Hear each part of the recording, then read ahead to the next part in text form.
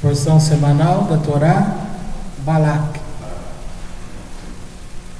E viu Balaque, filho de Zippor, tudo o que fez Israel e morreu. Temeu Moabe muito ao povo, porque era numeroso. Enfastiou-se Moabe por causa dos filhos de Israel. Disse Moabe aos anciãos de Midian: agora lamberá esta multidão tudo quanto houver ao nosso redor, como o boi lambe a erva do campo.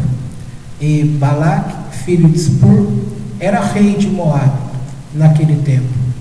E enviou mensageiros a Balaão, filho de Beor, a Petor, que está junto ao rio Eufrates, a terra dos filhos de seu povo, para chamá-lo, dizendo: eis que um povo saiu do Egito. Eis que ele cobriu a superfície da terra, e ele está em frente de mim para destruir-me. Agora vai, rogo-te, maldize para mim a este povo, pois é mais numeroso do que eu. Talvez possa feri-lo e desterrá-lo da terra, porque eu sei que a quem abençoares será abençoado, e a quem amaldiçoares será amaldiçoado. Até aqui tá bom. Houve um dia no passado que Deus falou uma frase parecida com essa. A frase aqui está escrito assim: quem te abençoar será abençoado, e quem te amaldiçoar será amaldiçoado. Para quem que Deus falou isso? Alguém lembra? Abraão. Deixa eu ler uma coisa aqui com vocês.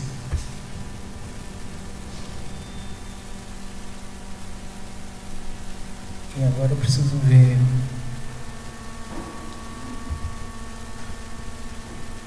Deixa eu ver se eu deixei anotado. Espera que eu já vou achar.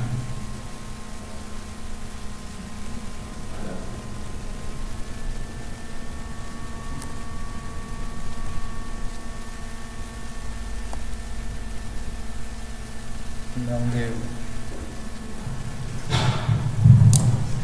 Nós vamos ler o Midrash.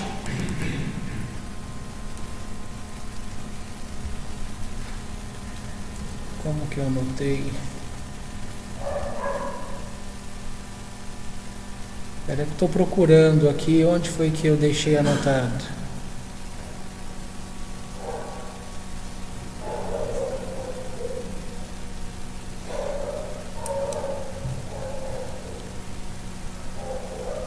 Fiquei mexendo, né? Agora eu não sei onde eu salvei.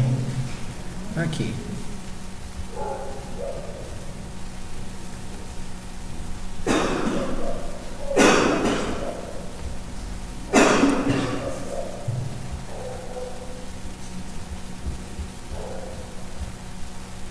Deixa eu ver se pelo menos as anotações.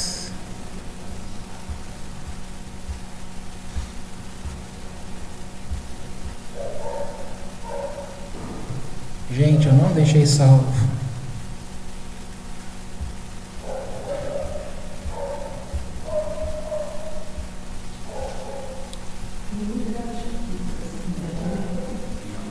Não quero. Bom, vamos ter que fazer de novo. Na hora.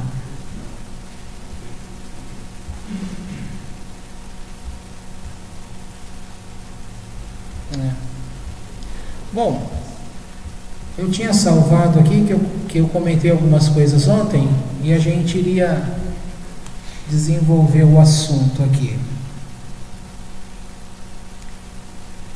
Quem era Balaão e quem era Balaque? Balaque, ele era de Midian e ele foi chamado por Moabe para ser rei. Ele não tinha direito ao reinado. No entanto, pela situação, o medo que tomou conta, Moabe, ele é parente de Israel. Ele é parente de Israel. Por que é parente? Porque Moabe é a nação que veio de quem? Quem lembra? Ó, quem foi que teve um filho e disse, filho do meu pai? Deu para lembrar? Ninguém lembra? Filho de meu pai. E a gente comentou na época que isso foi feito para que um dia, se alguém viesse dizendo que alguém nasceu sem ter um pai na terra, não era para acreditar. Quem que nasceu e foi dito a respeito que não tem um pai na terra? Isso aí. Jesus foi ensinado pela doutrina cristã como sendo Pai Deus. A Torá já tinha deixado claro, Moabe. Av é pai. Então, Moabe é a menção que se faz para deixar claro. A filha de Ló, guarda, Ló, a filha de Ló teve um filho com o próprio pai e não escondeu de ninguém, para deixar claro, toda criança tem um pai, tá? É a forma legal de se estar na terra. Um pai físico, né? Pai físico, claro. Isso. E outra coisa, sendo Deus pai de Jesus nesse caso, então me diz, como que Jesus poderia ser o rei Messias? Se é exigido que o rei Messias tem que vir da tribo de quem? Da tribo de Judá. Me diga qual é a tribo de Deus, que é o pai dele. Qual é a tribo de Deus? Deus tem tribo? Se Deus for de alguma tribo, então ele é filho de Jacó. Deus é filho de Jacó ou Jacó que é filho de Deus? Jacó é filho de Deus, tá? Então vai percebendo as situações. Ontem eu fiz a marcação desse texto todinho. Aí na hora que eu salvei, a não ser que eu tenha salvo a pasta num outro local, que é bem possível. É bem possível. E estava tudo prontinho, só para eu rolar a página aqui e ir no lugar certinho. Mas dizem que a culpa das estrelas, nesse caso a culpa é da avó. Foi ela que ficou me distraindo lá e eu salvei em outro lugar. Então, eu ainda falei para ela, aqui tenho eu contigo, mulher. Aí não teve jeito. Mas vamos lá. Tem umas coisas assim muito interessantes.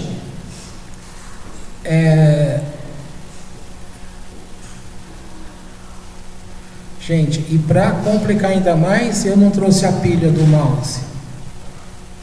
Eu não estou acostumado a mexer sozinho. Bom, o importante é o seguinte: a terra do Bilã era a terra de feitiçaria, tá? Ele era um feiticeiro muito conhecido, muito conceituado. Ele era tido como alguém que conversava com Deus. Mas a forma dessa conversa era bem diferente da forma como Moisés conversava com Deus. Então, por que foi permitido um histórico desse? Lembrando, antes que a Torá fosse entregue ao povo de Israel, ela foi visitada e foi oferecida a todas as nações na época, 70 nações. Todas elas disseram não, tá? Então aqui, segundo o Midrash, explica. Quando as nações reclamarem com Deus, dizendo: se você também nos tivesse dado a Torá, nós seríamos um povo diferente. Então esse argumento já caiu por terra. As nações poderiam dizer: se você tivesse nos dado um profeta como Moisés, nós teríamos ouvido a Torá. Então as nações tiveram Bilã como alguém que era em muitos momentos atribuído a ele sabedoria como a que Moisés tinha, profecia como a que Moisés tinha, tá? Só que sempre voltado para o mal. Por quê? Porque ele era um profissional da fé. Ele era um profissional que ganhava às custas de levantar a bênção, levantar a maldição. Acontece que Balaque, ele também era alguém que tinha conhecimentos do mundo espiritual, tá? Eu não quero entrar nesses assuntos, que a gente já o ano passado, eu acho que a gente já falou sobre Mazal, sobre astrologia, sobre prever o futuro, esse tipo de coisa, de lançar sorte, como são essas coisas. A gente já falou disso o ano passado.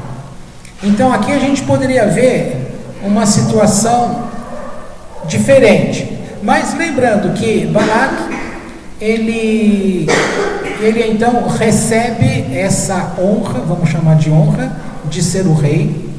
Ele tinha um conhecimento, só que o conhecimento dele não era suficiente para enfrentar a nação de Israel.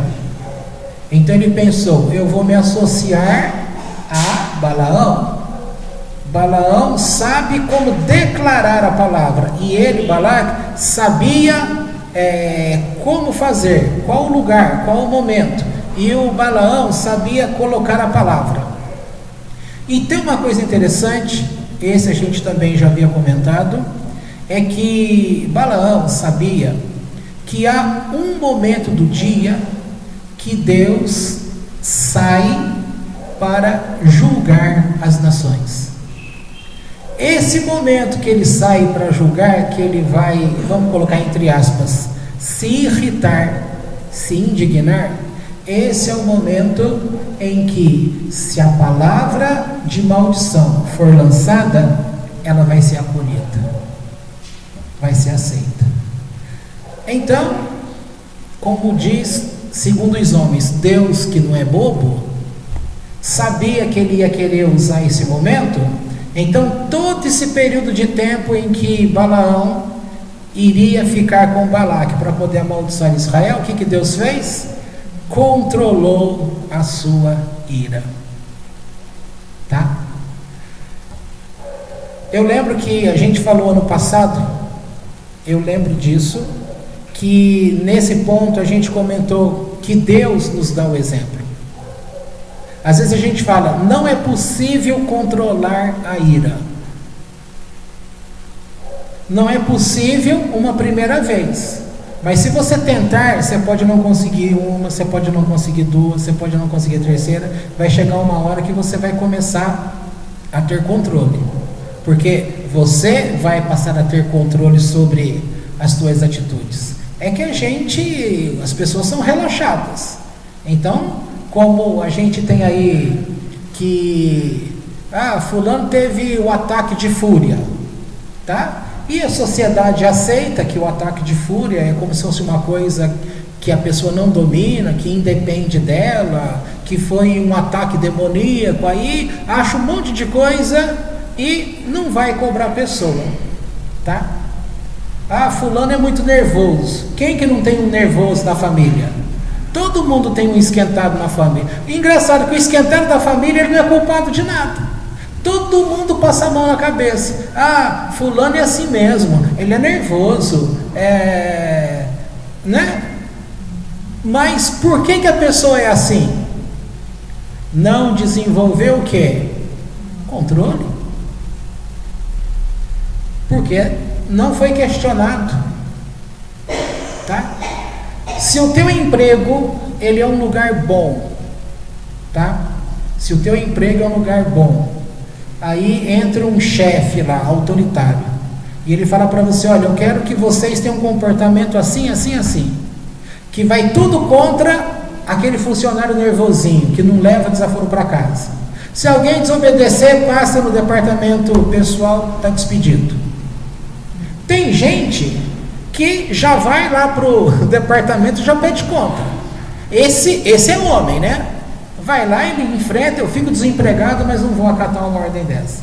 A grande maioria vai fazer o quê?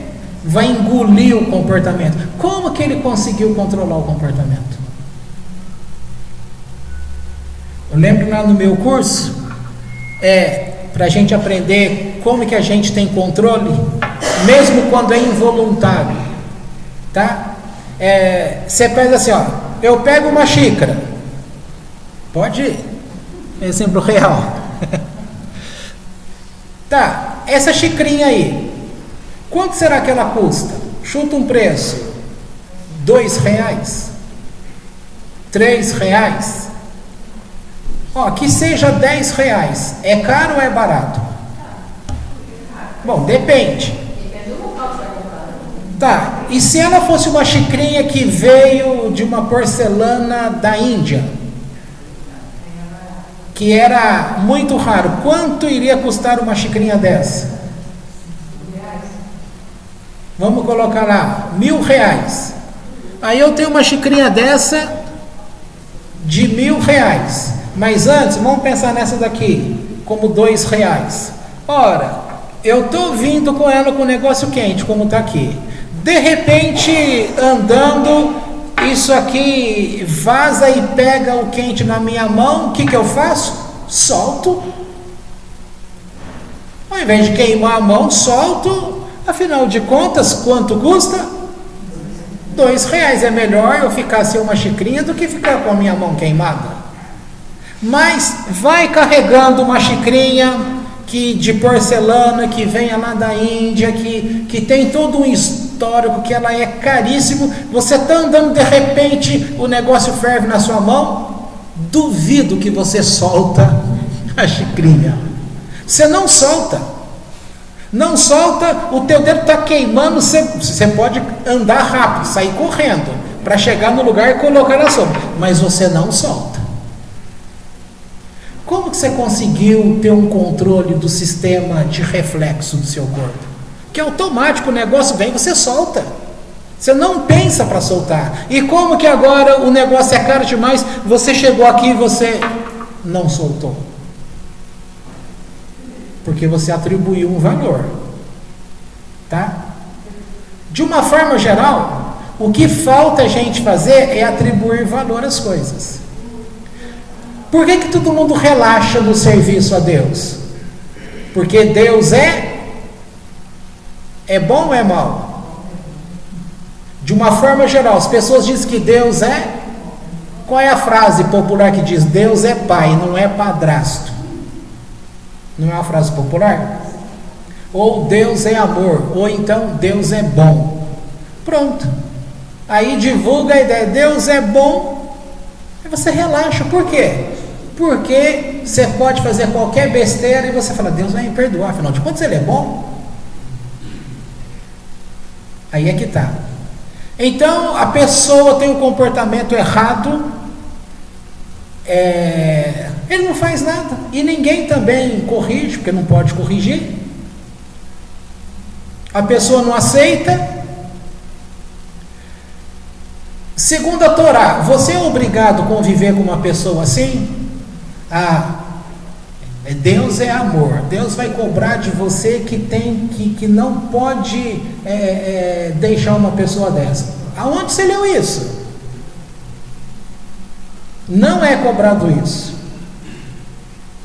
Você é obrigado a perdoar. É obrigado a perdoar? Perdão é uma escolha. Tá? Tudo é uma escolha. Aí vem o que a gente está falando durante as semanas, tá? Atitude, uma escolha, correto? Por falar nisso, já deu tempo de esfriar? Então o que acontece? Moabe tinha recebido uma palavra, Moabe não, Israel tinha recebido uma palavra que Israel não deveria entrar em guerra contra Moabe. É uma proteção. Uma proteção. E eles não foram fiéis a Deus em nome dessa proteção. Se não foi fiel, então Deus ficou livre, entre aspas, desse juramento, concorda? Quando esse povo veio e se levantou contra, qual foi o pecado deles? Eles olharam para Israel no pior momento de Israel, quando a pessoa está fragilizada, eles se levantaram para atacar. Eles quiseram se unir com Balaque, porque eles pensavam assim: Israel não é um povo que você vence com armas. Israel não vence luta com arma. Israel vence luta com a palavra. Também no ano passado, quando a gente comentou esse texto, nessa época, estava tendo uma briga lá em Israel, que o pessoal estava lançando aquele míssil. Isso é uma notícia do jornal do povo do lado de lá, e dos chefões lá dizia assim: nós mandamos o nosso... é míssil mesmo que fala? Mandando o nosso míssil, ele vai direitinho, mas não chega em Israel, porque lá no ar Deus faz com que o negócio desvie e não cai sobre o povo. Quem atuou por Israel? Deus. Tá? Foi uma guerra com armas? Da parte do homem, sim, mas Deus desviou o armamento. Então Israel vence luta como? Com armas? Associado com Deus. Tá? Pois bem, aqui é um segredo então que eles se informaram, que não adianta querer lutar contra Israel com armas, que não vai funcionar. Aí o que Balaque fez? Vou chamar Balaão, porque lá Balaão tem a palavra. Então nós vamos lutar com Israel não com armas, com palavra. Só que aí chega aquele momento lá que as pessoas chegam para poder fazer a oferta, e Deus se adianta e fala para Balaão: quem são estes homens? Agora eu queria ler esse pedacinho aqui. Deixa eu ver que parte que eu estou.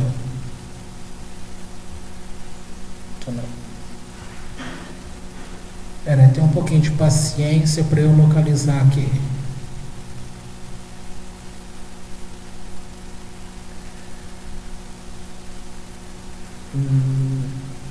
Deixa eu ver se já é esse pedacinho. Aqui, essa página.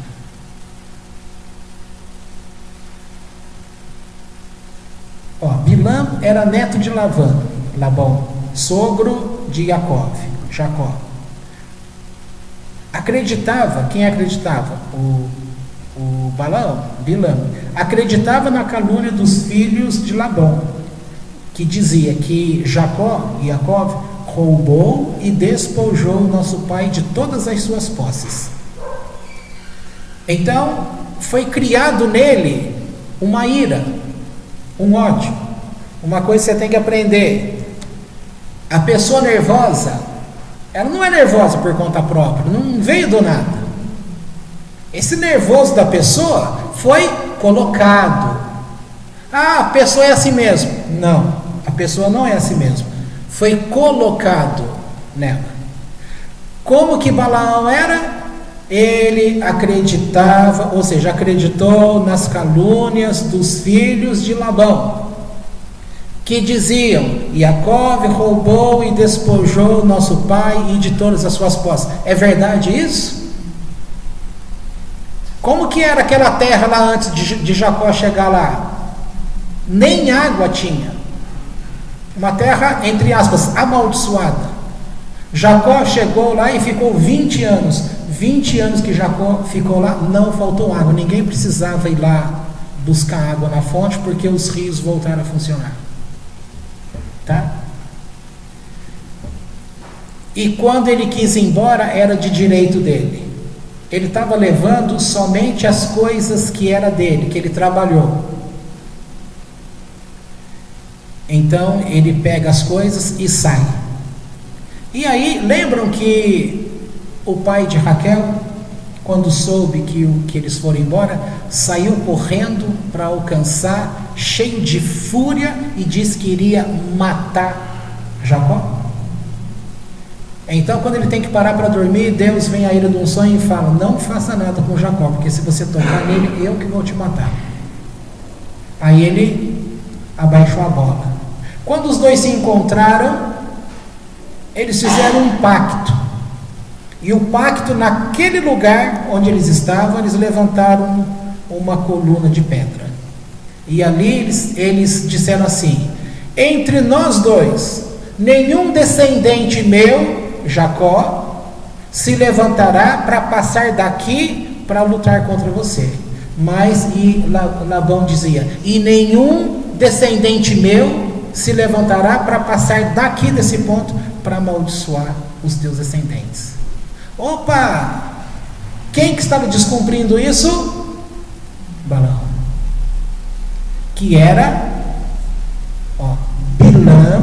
Balaão era neto de Labão, sogro do patriarca Jacó. Enquanto servia como conselheiro do faraó no Egito, Bilam aconselhou o rei egípcio a banhar-se no sangue das crianças judias. Também instigou o faraó a lançar os meninos judeus recém-nascidos ao Nilo. Bilam era especialmente hostil a Moisés, uma vez que sentia que sua própria sabedoria igualava-se à de Moisés. Quando aqueles servos chegaram, e Deus já tinha falado para ele: não vá com estes homens. Aí ele diz para aqueles homens: fiquem aqui esta noite, eu vou me preparar para receber uma profecia de Deus, e o que ele me disser, eu direi a vocês. Opa, deixa eu subir aqui. Agora, vamos ver. Olha o que os representantes de Midian dizem. Os midianitas eram sábios, e ao ouvir que Bilam precisava da autorização de Deus, pensaram: nossa causa já está perdida. Se Bilam precisa da permissão de Deus para maldizer os judeus, devemos ir embora, pois os judeus são como filhos de Deus, e que pai permite que alguém amaldiçoe seus filhos? Aí chega a noite, Deus aparece a Bilam e fala com ele. Em honra aos judeus, Bilam recebeu uma profecia, mesmo sendo um perverso. Geralmente Bilam percebia Deus através de seus poderes de feitiçaria. Agora, pela primeira vez, Deus concedeu-lhe uma visão profética através do Espírito Sagrado de profecia. Apesar do impuro Balaque não ser merecedor de elevação, Deus concedeu-lhe uma visão profética em honra aos judeus. Às vezes, Deus revela-se aos perversos por causa dos tzadikim. Assim ele falou a Labão num sonho profético em prol de Jacó, e ao rei filisteu, Abimelech, pelo mérito de Abraão. Mesmo assim, Deus não falou com Balaão da mesma forma como falava com os profetas judeus. Mandou uma nuvem que o separava de Balaão, que não podia ver o esplendor da Shekhinah, a presença divina. Deus perguntou a Balaão: quem são estes perversos homens que estão com você? Então aqui diz assim, que essa pergunta foi um teste para Balaão, que ele, Balaão, deveria ter respondido: mestre do universo, você é onisciente, você não precisa me perguntar quem são. Porém, fervia dentro dele o desejo de amaldiçoar os judeus. Balaão interpretou mal a pergunta de Deus como uma indicação de que Deus, não está sempre consciente do que acontece nesta terra. Nestes momentos pensou: minhas maldições podem realizar-se.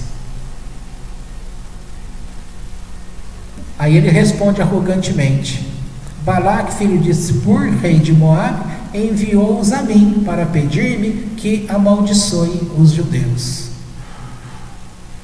Deus orientou Bilam propositadamente, colocando-lhe uma pergunta ambígua como punição, por Bilam ter desviado sua geração. Agora deixa eu passar aqui para a parte... Aí vocês lembram que vai aparecer a mula, a burrica, que vai falar com ele?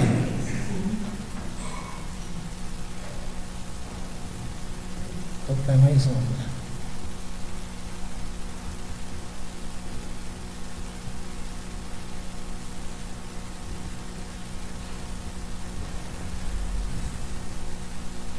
Eu tinha comentado, vocês vão me lembrar, hein? Pedi para me lembrar, mas agora já vou falar sobre o assunto que eu disse ontem. Então aqui o texto diz assim: por que o anjo apareceu 3 vezes? Do que eu estou falando? Para quem não sabe a história, Balaão vai e ele mesmo pega a burrica dele e ele sela e sai com aquela burrica dele. E aí Deus tinha enviado o anjo.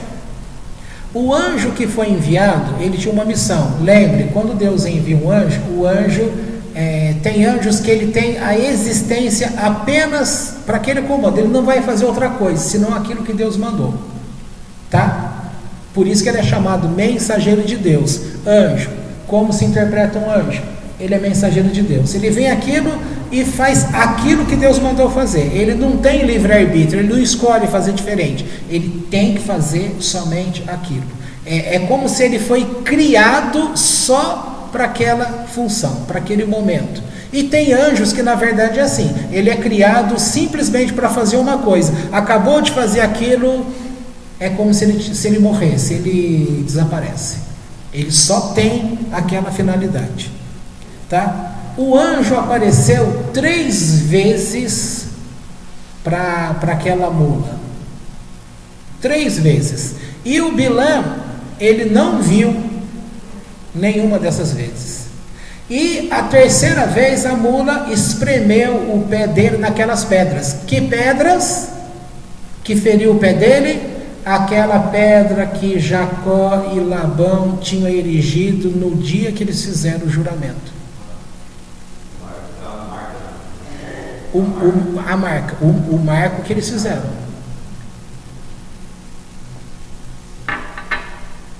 Agora deixa eu ler aqui o que diz. Na primeira vez que o anjo apareceu, havia campo, agora eu vou entrar aqui, mas eu quero daqui a pouco que você faça associação com a sua vida. Então havia campo aberto dos 2 lados. Primeiro vou ler aqui. Então a primeira vez que o anjo apareceu para a mula, havia campo aberto dos 2 lados. Deus mostrava: se você pretende maldizer os filhos de Abraão, só pode maldizer os descendentes de Ismael, que são perversos e merecem uma maldição. Mas não se atreva a amaldiçoar os filhos de Isaac, pois são justos. Opa, o que está dizendo aqui? Quem é Ismael? Ismael é filho de quem? Ismael é filho de Abraão. Mas qual outro filho que Abraão teve? Isaac.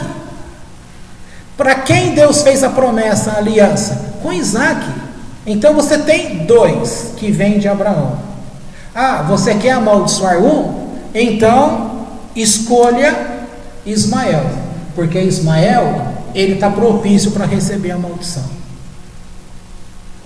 Nós comentamos ontem na nossa reuniãozinha aqui, e eu fiz um comentário do Rony Hadid, que ele estava dizendo justamente isso, o bem e o mal, tá?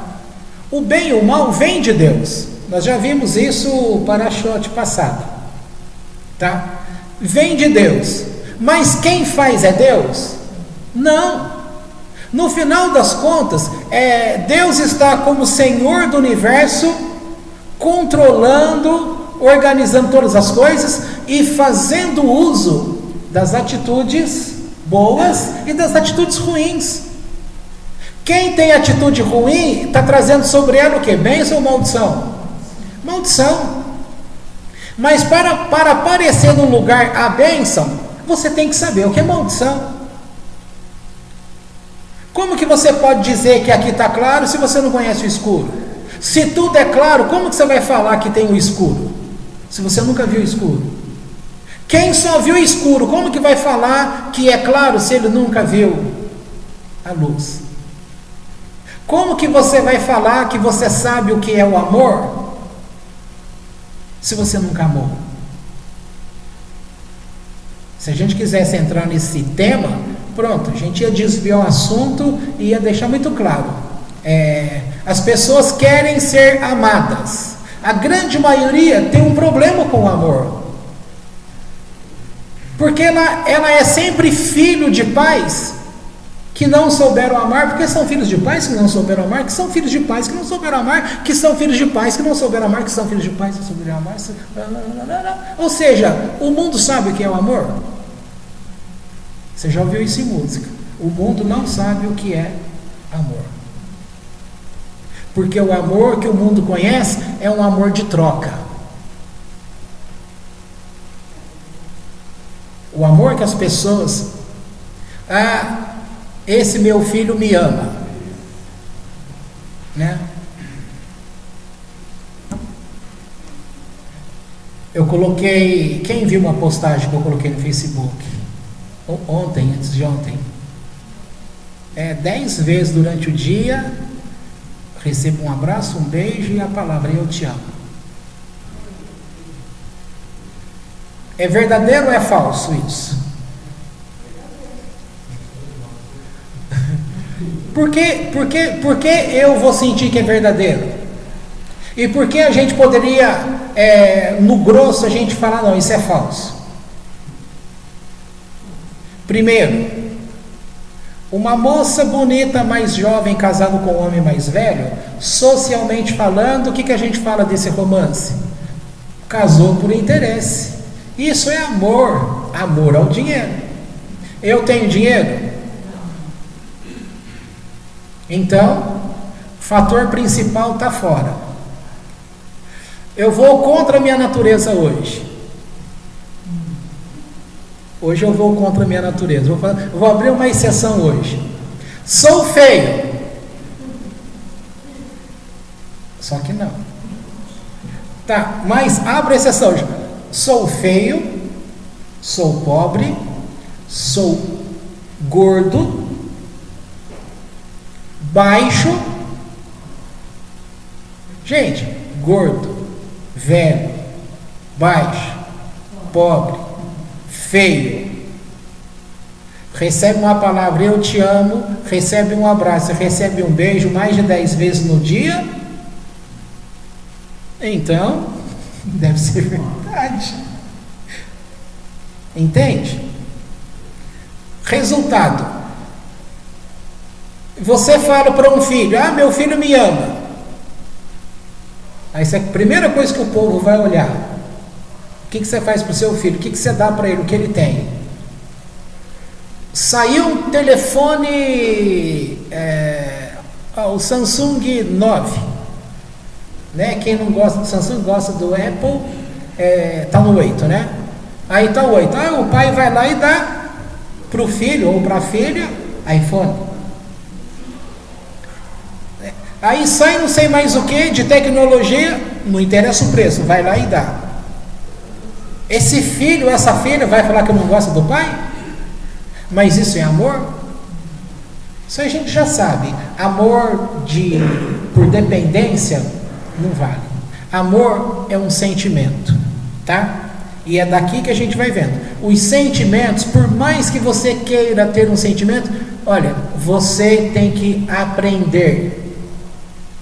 Você quer ser amado? Vou contar um segredo para você. Já contei. Vou falar uma coisa para você. Você quer ser amado? Ah, eu quero ser amado por meu pai, por minha mãe, por meu amigo, pelas pessoas, por tudo. Você quer ser amado? O que você acha que você tem que fazer para ser amado? Vai ficar que nem um passarinho no ninho, de boquinha aberta, esperando a pessoa vir e fazer alguma coisa por você? Você falar que você é amado? O que você tem que fazer? Amar. Você começa a fazer. As pessoas querem primeiro receber. Eu quero ser amado para depois eu amar. É justamente o contrário. Ame primeiro para depois ser amado. Tem uma frase famosa, já cansei de repetir aqui para vocês. Erich Fromm escreveu um livro, A Arte de Amar. Ali ele diz, e quem disse isso, ele coloca lá um texto de Karl Marx. Veja, um livro de economia, mas ele pega uma palavra de um filósofo, Karl Marx, e coloca ali. Peguemos o homem como uma imagem de homem humano na terra, e vamos observar esse homem nas suas relações, e aí nós vamos prestar atenção e perceber que as relações dos homens são sempre baseadas em interesse. As amizades, elas estão daquilo que eu ofereço e posso receber de fulano. É assim que são estruturadas as coisas. Então é fácil perceber, isso é Karl Marx falando, tá? É fácil perceber que aqueles que gostam de influenciar estão num grupo de pessoas que se influenciam mutuamente. E vai separando os grupos. Aí ele chega na conclusão e diz, em relação ao amor: se você, na tua relação de amor com as pessoas, este amor que você dedica às pessoas não gera uma resposta amorosa para você, então significa que o teu amor é impotente e lhe acarreta infelicidade. Olha que interessante. O teu amor é impotente e acarreta infelicidade. De uma forma geral, as pessoas vivem esse tipo de amor, que traz infelicidade. Um amor que é impotente. Porque na hora que você tem que fazer alguma coisa por alguém, nós comentamos ontem o filme A Lista de Schindler. E no final fica claro, gente, aquilo é amor por pessoa. Um amor livre, que está pensando realmente. É um tipo de amor de Deus. A pessoa se desfez de tudo. E é algo real. Não é simplesmente um filme de ficção. É um filme verdadeiro, real. Tanto é que termina o filme, as verdadeiras pessoas aparecem junto com os atores. Para ficar bem claro, olha aqui. É dessas pessoas aqui que nós falamos. Pessoas que são reais, verdadeiras, que existem. Bom, já morreram, né? Mas existiram para a época. Então é essas coisas que vão tratando, tá? Mas vamos voltar aqui para essa questão. Então, você tem dois campos. E aí, você quer amaldiçoar um? Então você vai escolher o campo que pertence, o lado que pertence. E em você e em mim sempre vai ter dois campos. Isso aí você pode ter certeza. Um lado seu é mau, um lado seu é bom. O lado seu que é bom, ele vai receber o quê? A bênção. E o lado seu que é mau vai receber o quê? A maldição. Mas quem é que vai fazer a escolha? Aí você vai falar assim, vamos voltar aqui para o texto para servir como guia. Quem ia escolher a maldição, no caso aqui, quem queria amaldiçoar? Não é Balaão? Então, pensa aqui, está caminhando, o anjo aparece para a mula, e aí, a mula está carregando sobre ela, dos seus lombos, Balaão, que é aquele que iria amaldiçoar. Ele quer amaldiçoar? Quer, só que ele tem aqui e aqui. Não é ele que vai escolher? Tá. Ele quer escolher Israel. Iria dar certo? Por que que não? Porque são justos. São justos. Ele tinha que escolher qual povo? Ismael. Não o Isaac. O Ismael. Tá? Porque o Isaac pertence à bênção. Mas Isaac, quando casou, ele também teve 2 filhos. Quais os 2 filhos de Isaac? Então é a segunda vez que o anjo aparece. E novamente fala: você quer amaldiçoar? Você também tem 2 chances. Você tem, quem são os 2 filhos de Isaac? Jacó e Esaú. Quem que o fulano vai poder escolher para amaldiçoar? Esaú ou Jacó? Esaú. Tá? A terceira vez que o anjo aparece, quantas opções ele vai ter? 2 de novo? Agora ele vai ter uma só, que são os filhos de Jacó. Os filhos de Jacó deu origem a uma nação, Israel, direto com Deus, que é um. Pode ser amaldiçoado? Não pode. Mas Israel, como povo, vivenciou a maldição? Vivenciou. Não acabamos de falar do holocausto? O holocausto não é uma punição, não é uma maldição. Por que que essa maldição veio sobre eles? Porque ela achou pouso, achou lugar. O povo como nação é visto como justo, mas individualmente cada um vai fazendo a quebra e o seu afastamento. Tá? Agora volta para o teu lado.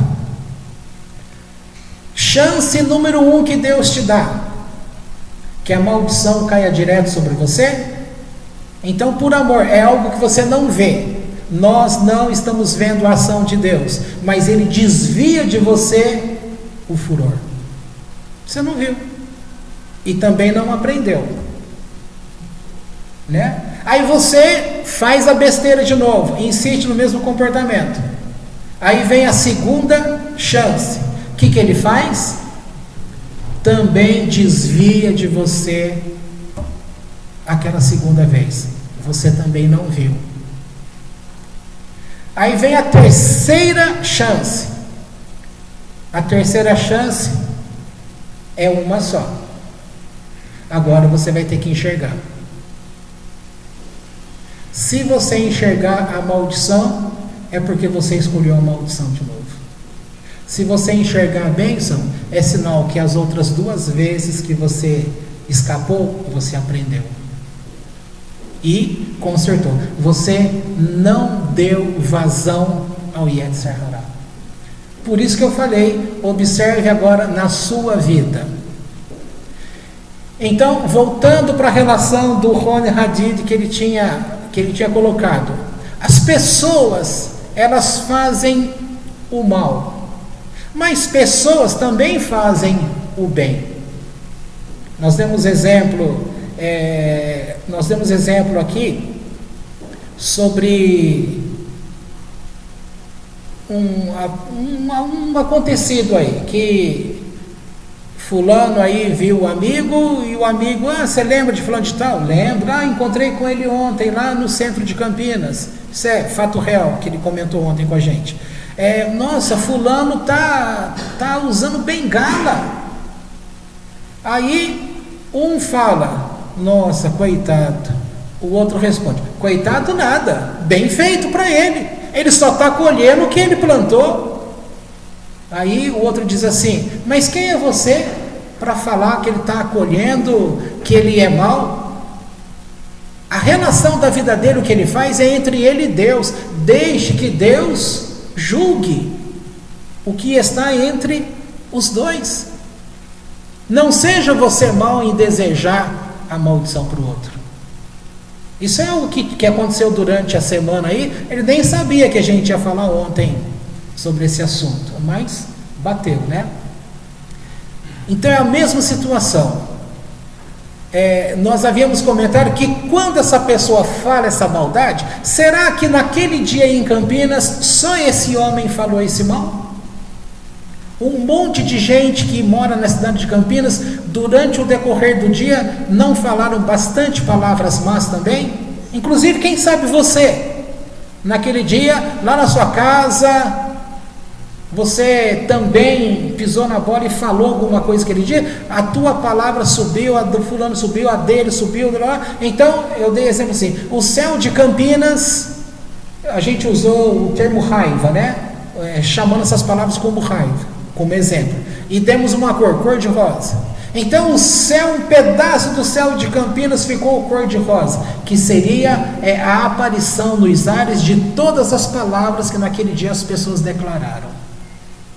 Tá? Então você tem as palavras boas que todos declararam e você tem as palavras más que todos declararam. Provavelmente a quantidade da maldade sempre é maior do que a quantidade da bondade.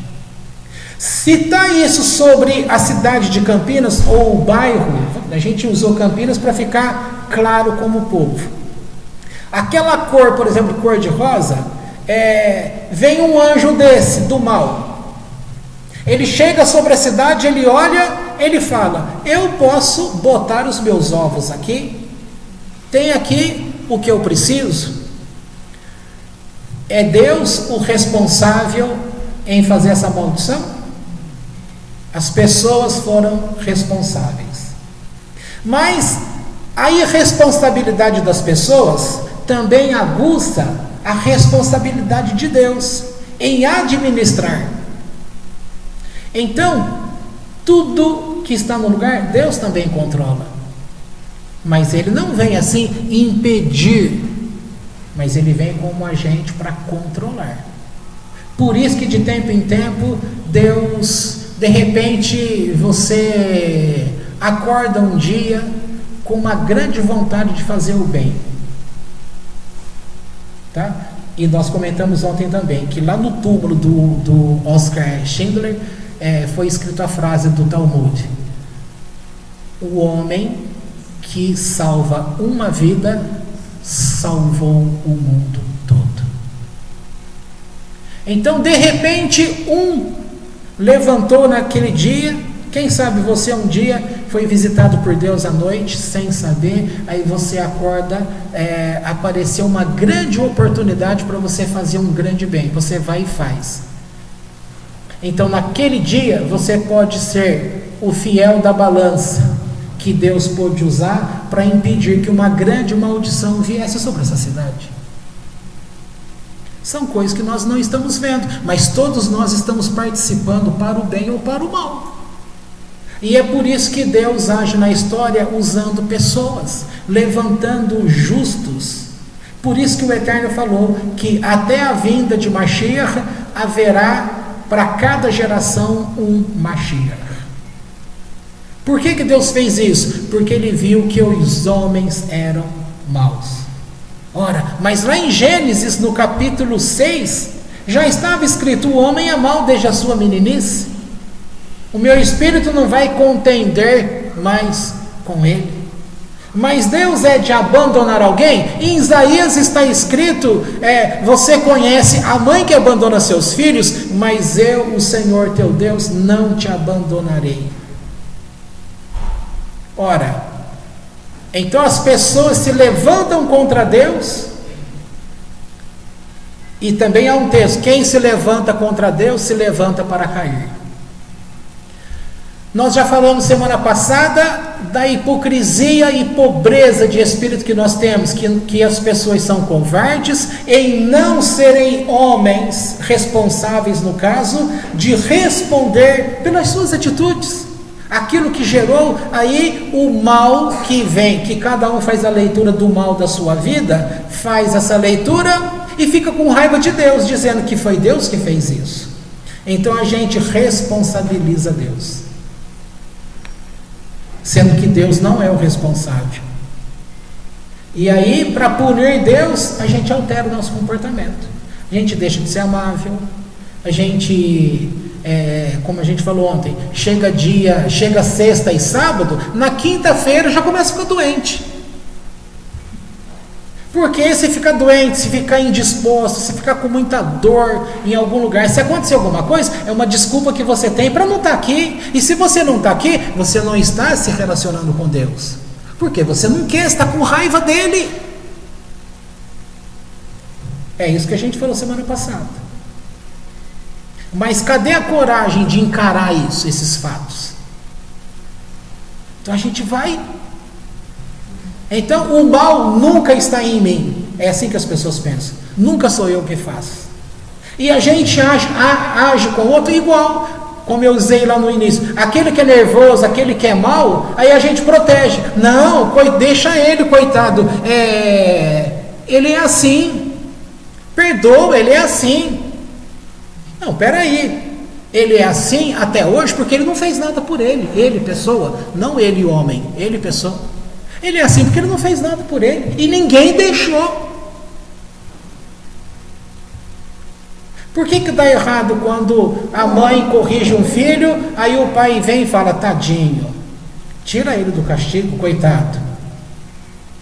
Aí você falou, esse pai é bom, hein? Para criança pequenininho é. Na hora que crescer a criança, aí ele vai ver assim, mulher, aonde nós falhamos? Falhou tanto que não dá nem para saber aonde. Falhou demais. A educação, de uma forma geral, é a gente aprender a lidar com frustração, não é? Se você não for alguém, famoso texto de Isaías, que querem atribuir ao Messias, aquele texto que diz assim, homem que sabia o que era padecer. É para o povo de Israel?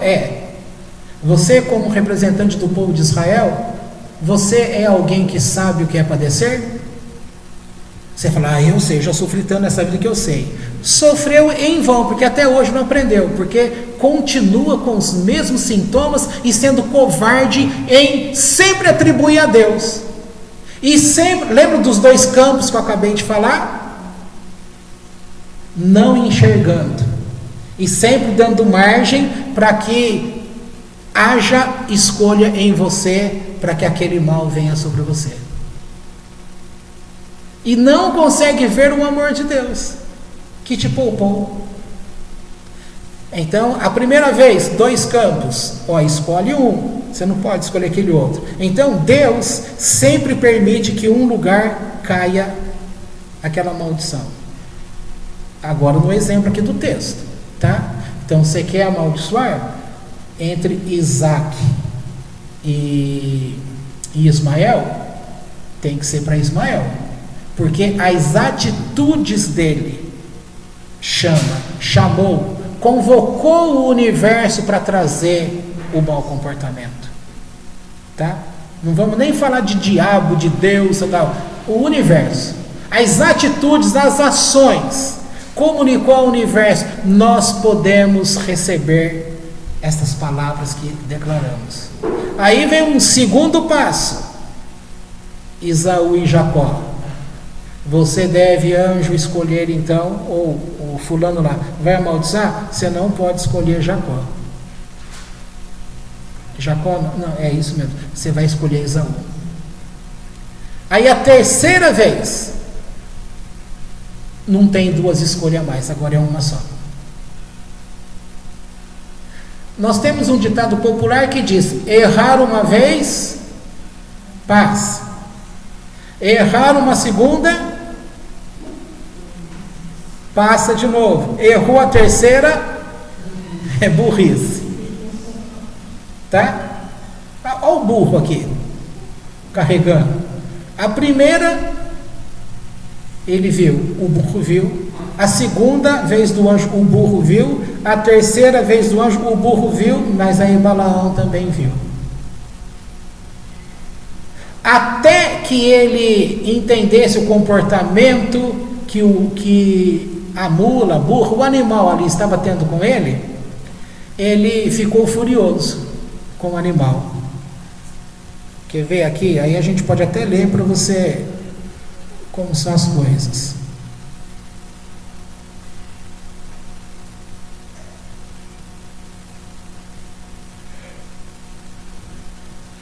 Bilam deve ter ficado assombrado e aterrorizado ao ouvir a mula falar. Todavia, estava tão obcecado em atingir seu perverso objetivo que estava insensível sequer às mais bizarras ocorrências. É assim que a gente fica. Você fica cego. Você não enxerga nem aquilo que está extremamente antinatural, porque o normal não é a mula falar, gente. Ele conversou com a mula como se fosse algo normal. Ele não se deu conta do que estava acontecendo. É o que a gente está falando. Aí de repente ele replicou nervoso, né? Você me fez de bobo. Se apenas tivesse uma espada em minhas mãos, te mataria agora. Começou a procurar uma arma para matar o animal. Aí a mula comenta: aparentemente, você não pode me destruir sem uma espada. Não obstante, você está a caminho de querer erradicar um povo inteiro com palavras. Ou seja, a mula está falando: você não consegue me matar com palavra e vai querer matar um povo todo com palavra? Você está procurando a espada para matar a mim? Sendo que você... Aí... E o povo todo lá ouvindo a conversa. Os príncipes de Moabe, cavalgando com Bilam, ficaram sem palavras. Jamais testemunharam algo tão extraordinário quanto uma conversa entre um ser humano e um animal. Além disso, as palavras da mula faziam sentido. Ou seja, o animal tem razão e o homem, que seria superior, ficou indesculpável. Aí eles declaram: é verdade. Os príncipes começaram a rir. Vejam, este homem ele proclama que pode destruir um povo inteiro apenas com palavras, e agora está procurando freneticamente uma espada para matar a sua mula. Aí, olha, a gente falou sobre confronto ontem, não foi? Olha o confronto aqui. Essa ridicularização foi um golpe devastador para o orgulhoso Bilam. Aí, olha aqui a fala: por que você está montando uma mula que não lhe obedece? Perguntaram os príncipes. Aí ele responde: ela não me pertence, tomei-a emprestado. Aí a mula fala: opa, não é verdade. A mula desmente ele: eu sou sua sim. Aí Bilam continua: ela não está acostumada a transportar pessoas, apenas cargas. Aí a mula vem e fala de novo: não. Estou acostumada que você me monte sim. Aí Bilam fala: talvez uma vez. Aí a mula vem e fala: não, você sempre montava em mim durante o dia e à noite você me usava para seus baixos propósitos. Baixos propósitos, alguém quer que explica, que desenha? Vocês estão sem vergonha, hein? Não precisa desenhar, todo mundo já entendeu. Olha, fiquei vermelho de vergonha. Está até quente. Não posso com essas coisas. Tadinha da avó. 80 e poucos anos, ouvi uma coisa dessa hoje.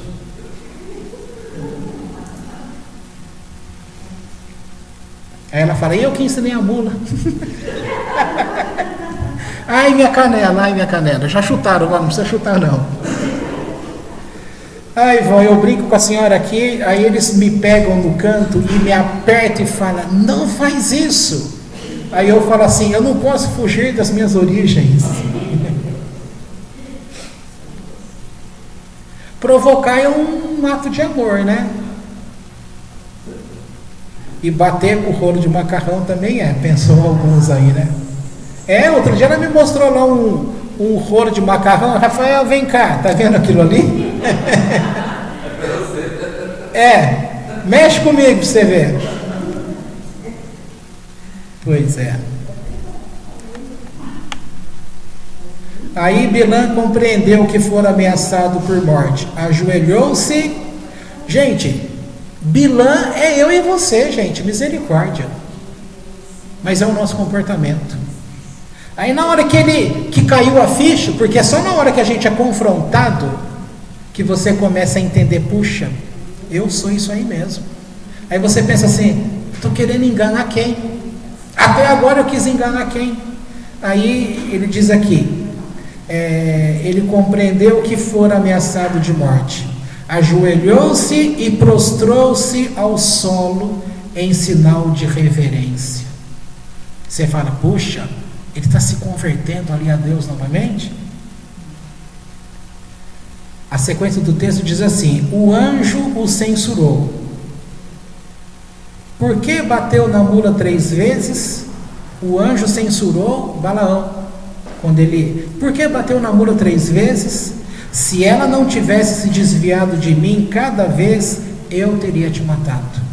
No entanto, não fui enviado para cá para defender sua mula.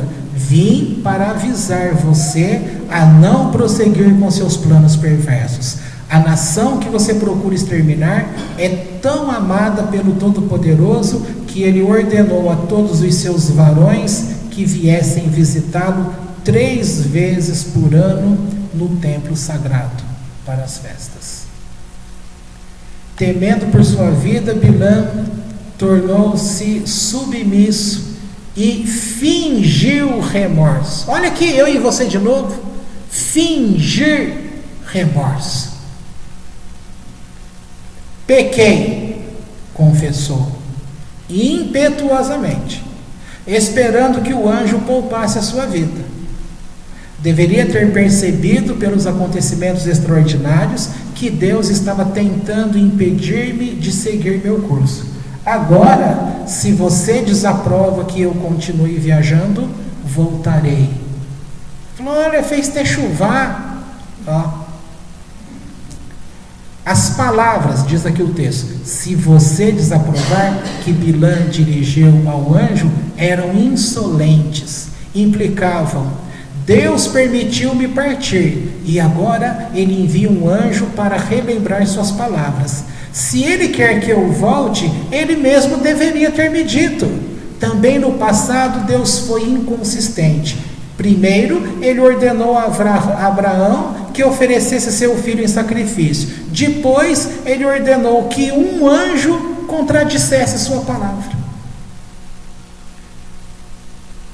Olha aqui a palavra, a Torá, sendo usada pela pessoa de forma relativa.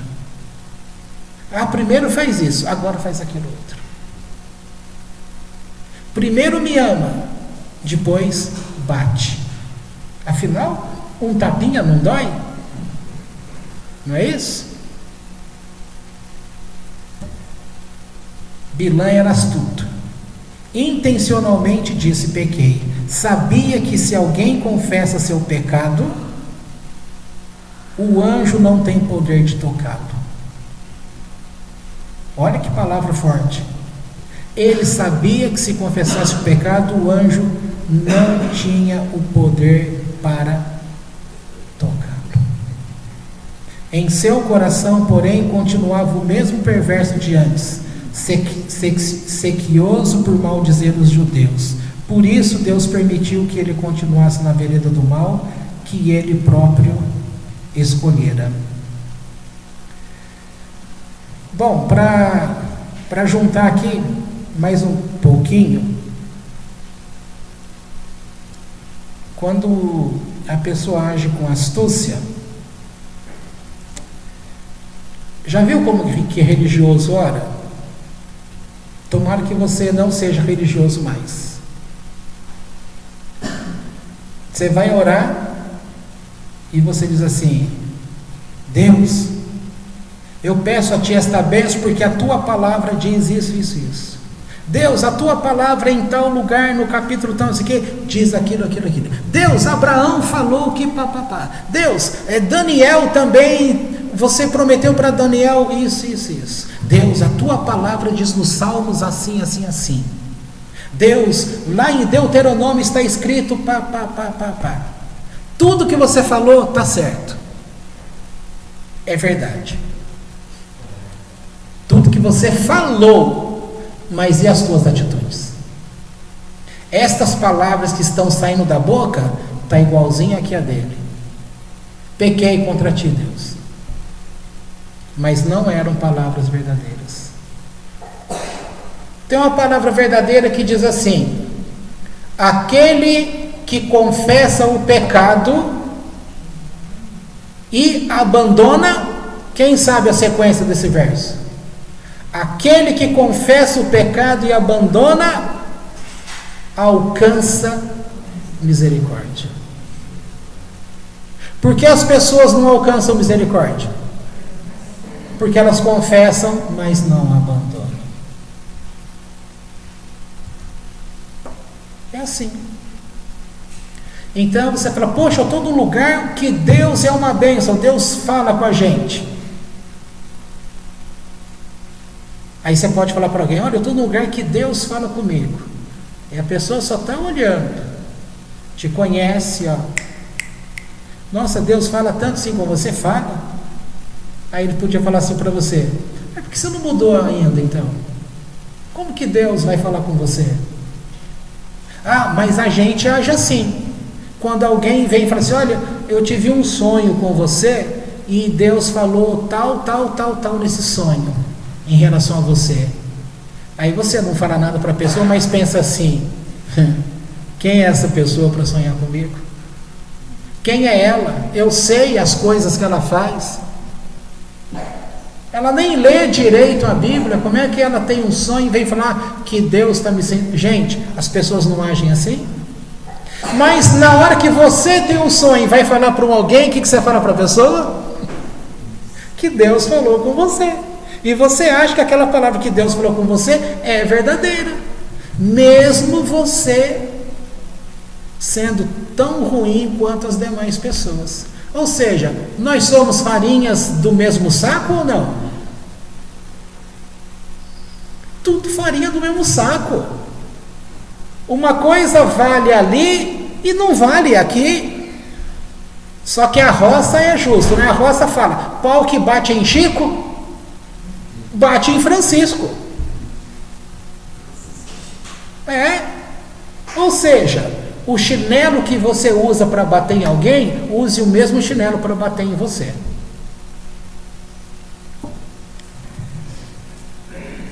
Deixa eu ver se já terminou.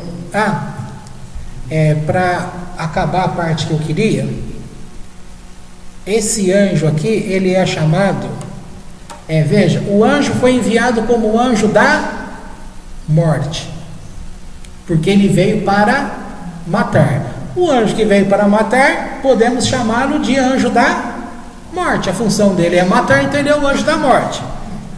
Mas quando é dito aqui sobre o anjo, como Deus chama esse anjo? O anjo da misericórdia. O anjo, Deus vê o anjo da misericórdia, enquanto na atitude dele para conosco é anjo da morte. Então, peraí, é morte ou é misericórdia? Você escolhe. Se você agir bem nos teus caminhos, não vai faltar misericórdia para você.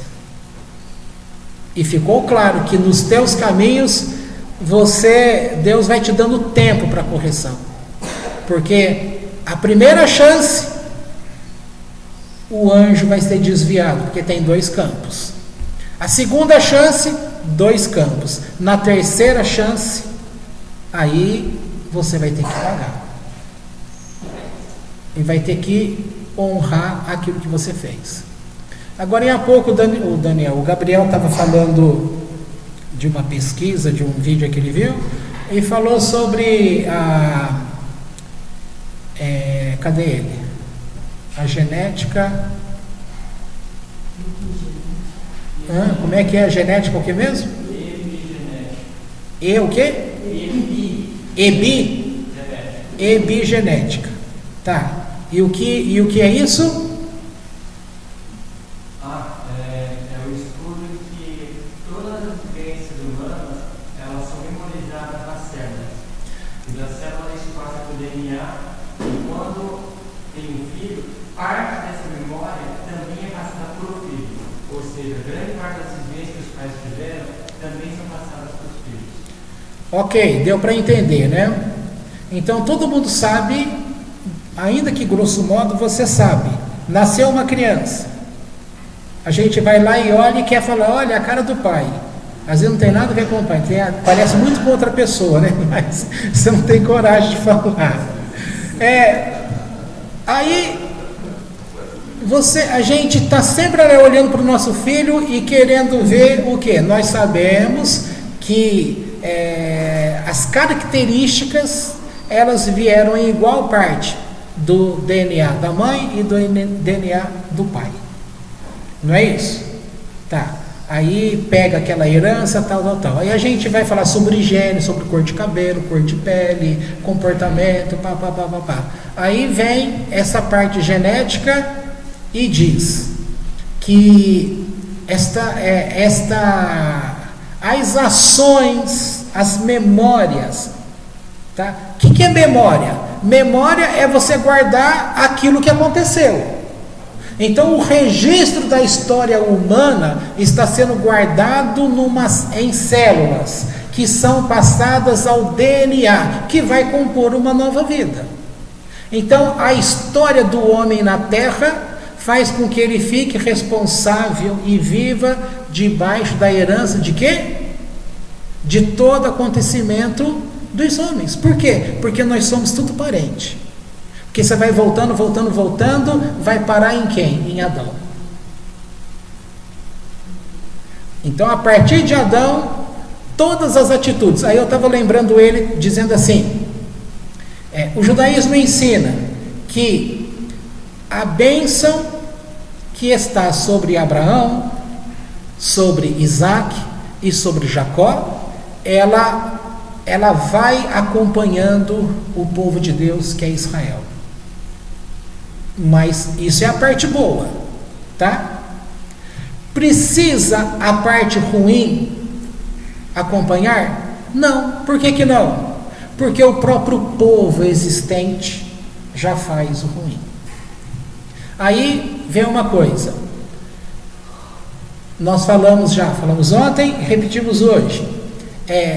Para a maldição vir e se assentar. Então há um texto que fala assim: a maldição sem causa não acha repouso. Tá? Mas em você tem o histórico de todas essas lembranças. O Jung, na psicologia dele, ele dá um nome disso aí de inconsciente coletivo. Ou seja, todos partilham da mesma lembrança. Então, isso está dentro de você. Correto? Então já vai ser pouso para maldição? Não necessariamente. Porque vai precisar da sua escolha, atitude. A partir do momento que você compra, aí ele me perguntou aí, vou dar um exemplo para você. Eu dei um exemplo bem assim, é bom dar exemplo bem assim horroroso, bem fora da realidade, que aí é mais fácil compreender. Uma mulher, ela é estuprada. Isso é bom ou ruim? É ruim? Mas o estuprador não fez amor com ela? Não fez amor com ela? Ela recebe aquilo e aquilo tudo é um grande trauma, porque ela absorveu tudo de forma negativa. Esse filho que nasceu, quantas mães conseguiram dar amor para esse filho? Conta no dedo. Poucas mães. Mas isso, verdade. Julieta. Tô sabendo. A Ivete me conta tudo. Ela grava, ela assiste, depois ela me conta. E tá bom, mas vamos pensar no caso real. Aí a pessoa passou por isso. Essa experiência libera aquela história, que é uma história de tudo, que tem um representante dentro dela. Aí, sabe esse mecanismo de busca? Você tem um computador aqui. Aí tem bastante coisa aqui, mas eu não sei onde está, né? Aí eu vou no campinho de pesquisa aqui e digito ali. E aí vem na tela e me mostra onde é que está. É como se fosse assim: aconteceu esse absurdo do estupro, aí a pessoa responde àquela prática, aquela coisa horrorosa, aquela dor. Essa dor, ela serve como uma pesquisa, ela busca nessa memória aí e ativa isso que já aconteceu. Aí vem um espírito mau que domina essa área. O que ele vai ter direito nessa pessoa? De fazer morada ali, certo? Tá. Agora pense numa outra mulher que também passou pelo estupro. O estupro é mal em toda e qualquer situação, tá? No primeiro exemplo, a pessoa se rendeu a todos os absurdos dele. Neste segundo exemplo que eu estou dando, a pessoa passa pelo aborto, ela aguentou a dor, só que ela não se permite se entregar a essa dor, ela não permite que a vida dela para. Vai ter resquícios momentâneos ou durante um período de tempo? Vai, mas ela vai ficar tão paralisada quanto a primeira? Não vai. Num período de tempo, aquela maldição que fez a leitura, que pôde atrapalhar aquela mulher, com essa segunda, vai ter alguém que vai poder se alojar sobre ela? Não. Então todo estupro gera aterrissagem de coisa má? Não. Vai gerar se a pessoa comprar aquele espaço. Deu para entender? Tudo depende da sua atitude. Quer ver uma coisa psicológica? Aprendi isso lá no curso que eu fiz na época de forense. A minha professora de psicologia forense, ela era prestando serviço para o fórum, para a parte judicial. Então, ela contou um caso para a gente de que uma mulher estava andando na rua, aí parou o carro, desceu um homem que estava atrás, pegou a pessoa, jogou para dentro do carro e fechou a porta e saíram. Aí, essa mulher, você acha que ela foi estuprada ou não? Este homem pegou essa mulher para estuprar? Sim. Você acha que ele conseguiu estuprar? Eu te digo, ele não conseguiu. Por quê? Por causa da atitude dela. Qual foi a atitude dela? Talvez nem te passe pela cabeça. É o seguinte, Ela fez o papel todo. Ela seguiu ele, a vontade dele. É quase isso. A ideia é bem essa mesmo. A pessoa que vai cometer esse ato criminoso, ela é estimulada pelo comportamento da vítima. Então, o que vai animar para dar chance para ela satisfazer aquele desejo dela, ela quer ver o pânico. A pessoa aponta o revólver para a cabeça de alguém e ele quer ver o desespero daquela pessoa. É aquilo que motiva ele a atirar. Se tem alguém que está com a arma apontada na cabeça e a pessoa fica calma, centrada, ele não vai matar.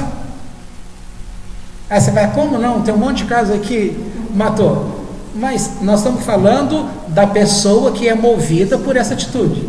Então, nesse caso real, a moça começou a falar bem calma com ele, começou a conversar com ele, sem pânico nenhum. Na próxima esquina ele para o carro, abre a porta e empurra. Você não serve. Ele ficou impotente. Fica impotente. Não sobe. Não sobe a ira. O sangue não ferveu. Precisa ter sangue. Sangue quente, precisa ter sangue para ferver. Não subiu. Não subiu o sangue e não fez subir nada nele. Então ele não ia conseguir estupro nenhum. Abriu a porta, pode ir embora, você está livre. Aí imagina, essa mulher está andando, aí ela cai e desmaia. Você fala, gente, ela desmaiou depois? É o choque pós-traumático. Você percebe depois. Hã? Isso. A pessoa perde a mãe maravilhosa. Vai lá no velório, você vê, a pessoa está lá centrada, muito calma. Isso é muito comum em religioso, em evangélico. Atendi muita gente assim. A pessoa, um caso real, sem citar nome, um caso real mais ou menos foi assim, mudando alguma coisa.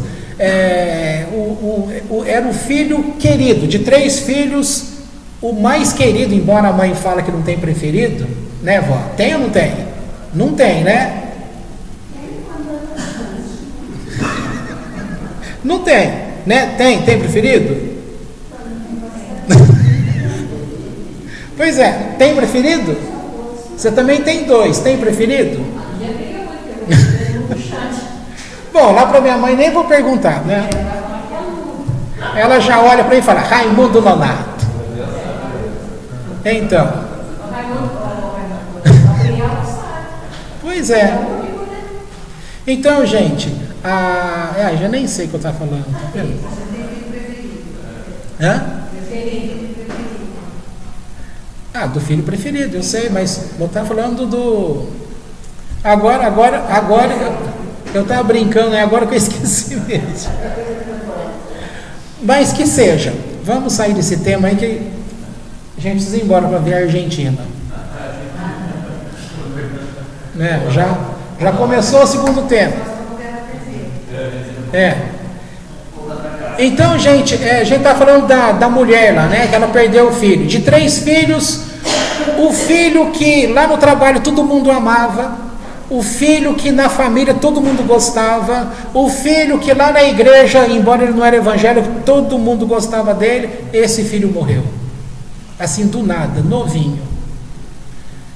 E aí ela vai para o velório, o pastor dela faz lá o culto, a mulher está lá, ela era do grupo de oração da igreja, líder do grupo, tudo perfeito. Ela tinha uma imagem a zelar. Ela podia dar vexame, mas uma mãe que perde o filho tem o direito de dar vexame? Claro que tem. Tem direito a expor a dor? Claro que tem. Mas quando essa mãe, ela é líder de um pessoal que ora, que representa a Deus, se ela der barraco, ela que pensa, que as pessoas vão dizer o quê? Que autoridade ela tem para falar da gente de Deus, se no momento de uma dor nem ela se controlou. É assim que a pessoa pensa. De repente, essa mulher passa pelo velório, foi tudo perfeito, do jeito que manda o figurino. O outro filho dela, guitarrista do grupo de louvor, um dia está lá, domingo à noite, tocando na igreja com a guitarrinha, pam, daqui a pouco, puf, caiu no chão, do nada, com guitarra e tudo, desmaiou. A mãe começa a passar mal, já não come determinadas coisas mais, mudou todo o comportamento. O que está acontecendo? Está passando choque. Por quê? Porque não viveu o choque antes. Tá? Então, é tudo exemplo que a gente vai tendo. Essas coisas que vão acontecendo com a gente, guarde isso que eu falei sobre você, sobre mim também. Sempre 2 campos. A primeira vez você vai ser livre, a segunda vez você é livre, na terceira vez vai ser cobrado uma atitude sua. Aí você não consegue tomar atitude, começa a ficar doente. Começa a aparecer os sintomas, num período de tempo, em 1 ano, você começa a dar demonstração, não para você, mas quem estiver perto de você, consegue ver que você odeia Deus. Entende? Bom, essa história, quem tem o Midrash, isso aqui, se eu não me engano, ele está disponível no site Chabad.org. Se você pegar lá, para quem não tem o Midrash, leia daqui para frente. Aí você vai ver que tem outras coisas interessantes ali, para você compreender. Mas talvez essas básicas maiores sobre maldição, sobre poupar, sobre essas coisas todas que a gente já acabou comentando, tá? Portanto, você precisa ter medo de maldição hereditária? Não precisa. Desde que você tenha atitude. Eu fui dar o exemplo da mulher lá do estupro, né? Aí eu passei para explicar aquelas coisas, mas no exemplo que eu estava dando, é assim, então eu disse que aquela primeira que sofreu o ato, que ficou lá com aquele comportamento horrorizado, acabou aquela atitude, praticamente a vida dela acaba, né? Ela muda tudo. Então, a leitura que se faz no campo aí desconhecido acaba abrindo brecha para, vamos chamar maldição, para aquela maldição vir sobre ela, e ela fica dominada. Até que ela vai ter um confronto com aquilo, ela vai tomar uma postura, ela vai se posicionar diante de Deus, vai acabar. Bom, quem estava aqui ontem? A Lu, o Gabriel, minha mãe, o Everaldo que não está aqui, eu, a Andresa. Eu fiz algum comentário falando de mim mesmo, né? Que ela até comentou a falta que ela sente de Deus, conversar, falar. Lembram disso? Pois é. Aí eu cheguei em casa, falei, não, nós vamos ser diferente. Não vou esperar para mudar amanhã, vou mudar hoje mesmo. Aí fiz a minha parte. Pronto, funcionou. Teve um retorno. Aconteceu uma coisa sensacional.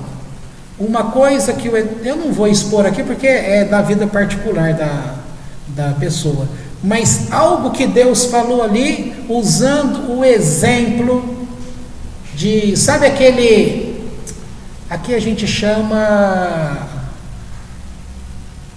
gente, aquele desenho que a gente vai no chão, que vai pulando lá as casinhas, como é que chama? Amarelinha. Então tem aquela amarelinha assim, né? As três casas, e tem aquele que é o redondo. Para mim é o rocambole. Prefiro o rocambole. Tá? Não é assim? Eu não sei como que chama, mas é amarelinha também, né? Só que nesse... Poxa, Deus pegou esse exemplo e começou a falar assim, olha, eu vim aqui hoje porque eu quero brincar nesse brinquedo com você. Mas nesse aqui.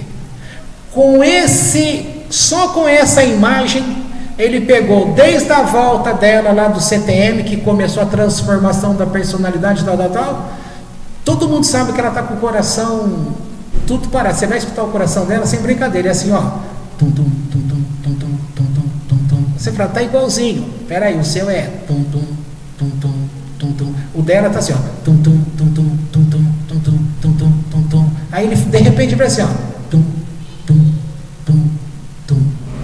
Ele para uns 3 segundos e aí começa de novo. Tum, tum, tum, tum, tum, tum, tum, tum, tum, tum, tum, tum, tum. Gente, isso da pessoa dá um revertério, você não tem noção. Tá fazendo tratamento, tá uma fase complicada, difícil aí, porque é difícil, né?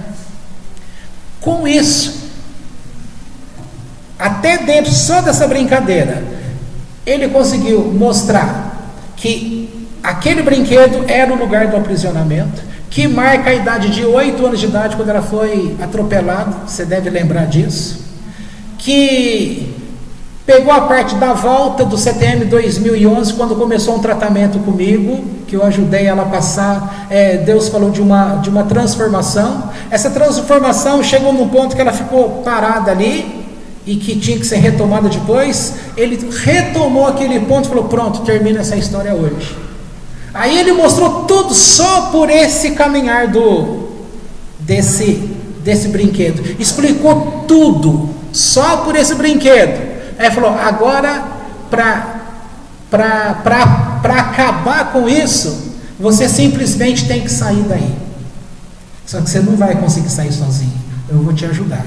Então eu vou entrar com você, eu vou pular as casinhas, aí eu vou segurar você e a gente sai junto. Só que aí, gente, veja o que é amor. Quando a gente brinca, a gente gosta de fazer brincadeira com criança, a gente não fica rodando assim? A gente roda, de repente você para e tenta andar. O que acontece? Você, ó, a sacada. O brinquedo, ele é assim. Não, aquele do chão lá em caracol. O amarelinho é só que em caracol. Tá? Aí, se você pensa assim, esse contorno assim, se você está dentro, preso de um lugar desse, o que acontece com você? Você fica zonzo, você perde referência, tá?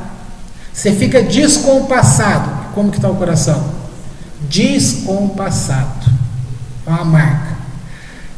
Aí, a grande jogada, na hora de sair, porque ali dentro do aprisionamento, aquilo lá, esse referencial mantém a pessoa zonza, não só do coração, é tudo, tá? É tudo.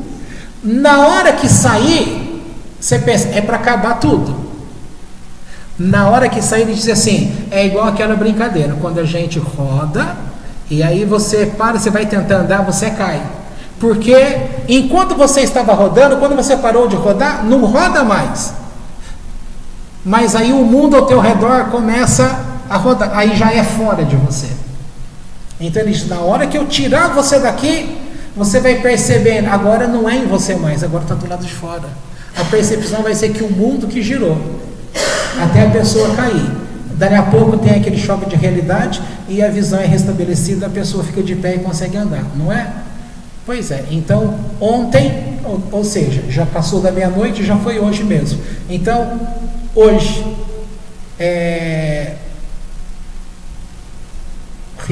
reorganizou todas essas coisas. Aí a gente foi fazer a conta, porque um dia foi dito que a cada 5 anos alguma coisa acontecia com ela. Nós vamos fazer a contagem do tempo, deu o múltiplo de 5 anos. Bateu, fechou tudo. Numa dessa, pergunta assim, coisas que o Giovanni me falava, e ele que é da área de publicidade, ele dizia assim, Rafael, isso que aconteceu comigo em 10 minutos, é a minha área, você não precisa me explicar. Eu sei que em 10 minutos, por mais que a gente queira falar uma mentira, montar, não tem como. Nesses 10 minutos que aconteceu, todas as perguntas da minha vida eu respondo agora com esses 10 minutos. Ou seja, essa história que eu acabei de falar para você, que deve ter durado aí uns 20 minutos, meia hora, tem resposta para tudo. Não é coisa que sai da cabeça da gente. Tá aí um exemplo também de como essas coisas funcionam. Então a nossa ação daqui para frente, o que vai ser cobrado dela? Uma nova atitude. No começo a pessoa vai perceber que ela está girando, aí ela começa a ter que tipo de percepção? Não é em mim, não é que não aconteceu nada, agora está do lado de fora. Então você tem que ter a relação, o confronto com aquilo que está dentro e depois com aquilo que está fora, e aí você começa a contar um novo tempo para você. Tá certo? A gente já foi longe demais. Depois vocês leem esse texto, se quiserem, e aí você vai ver que tem bastante outras coisas que é interessante compreender em relação a Deus. Tá bom? Podemos encerrar aqui.